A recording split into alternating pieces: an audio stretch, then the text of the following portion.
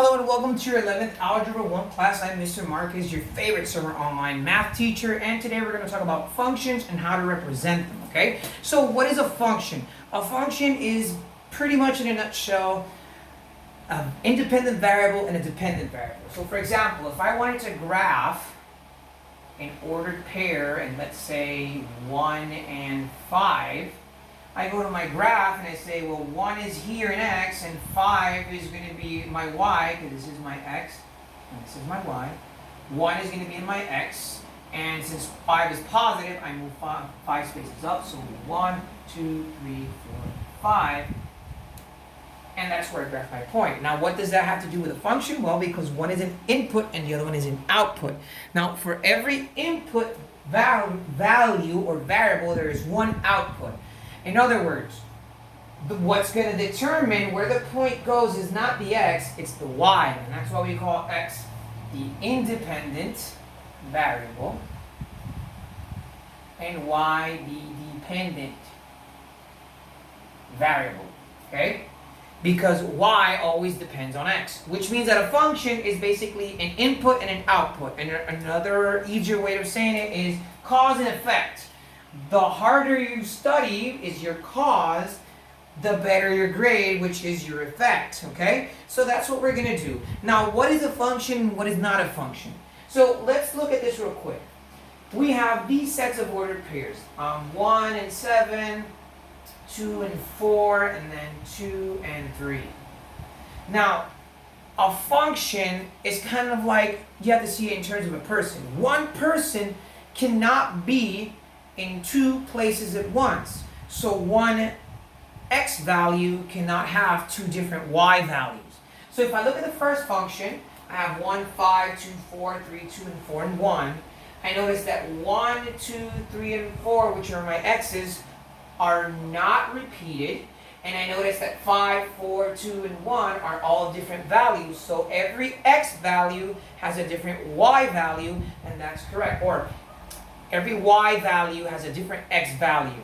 Every y value has a different x value. That's what we want to be looking for. Every y value has a different x value. So here, that's true. Every y value has a different x value. Now, if we look at our second order pair, we have 1, 7, 2, 4, and 2, 3. This one is not a function because 2 is paired with 4 and 2 is paired with 3. So the x coordinates cannot have different y values, which is what we're seeing here. So this is not a function. So this is a function. This is not a function. Okay?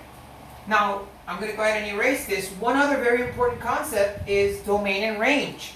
Now, every graph or every function has a domain and has a range. And what a domain and range is kind of like where it starts or where it ends, or it gives you a general idea.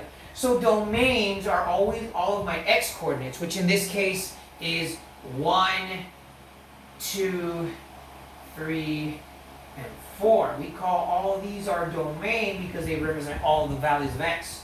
And our range, which in this case would be 5, 4, 2, and 1, all of these are arranged because they are our y values.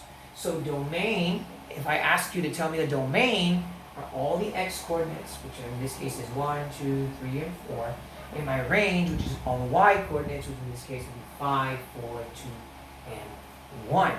Now what I want you to do is I want you to, or what we're going to do rather, is this example. It says, express each pair as a table, graph, and mapping diagram. So we're going to take these ordered pairs right here, and we're going to express them as a table, as a graph, and as a mapping diagram. And it's really easy. Now the first thing is a table. So how do I express this as a table? Well, you take your x, and you take your y, and you draw two columns, right? And then you just put them in the column. Like, for example, the first ordered pair is 1 and 5, so in my x I would write a 1, and my y I would write a 5.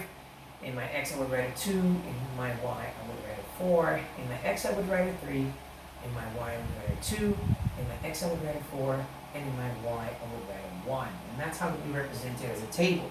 How do we represent it as a graph? Well, we draw our coordinate plane always remembering that the horizontal line is my x-axis, the vertical line is my y-axis.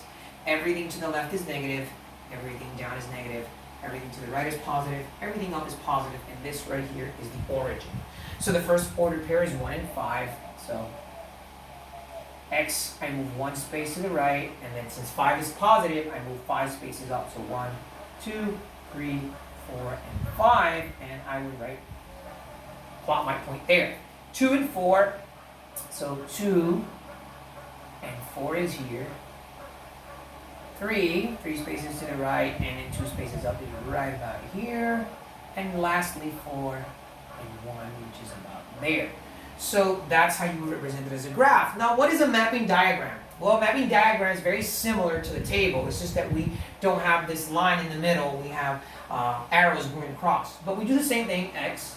Now, in a mapping diagram, we always want to make sure that our x's are in order from smallest to largest, which in this case they are. So all of my x coordinates are 1, 2, 3, and 4, and all of my y coordinates are 5, 4, 2, and 1, and then we just draw our arrows and we pair. So 1 is paired with 5, 2 is paired with 4, 3 is paired with 2, and 4 is paired with 1. And this is a mapping diagram. That's it. So this is your video lesson for today.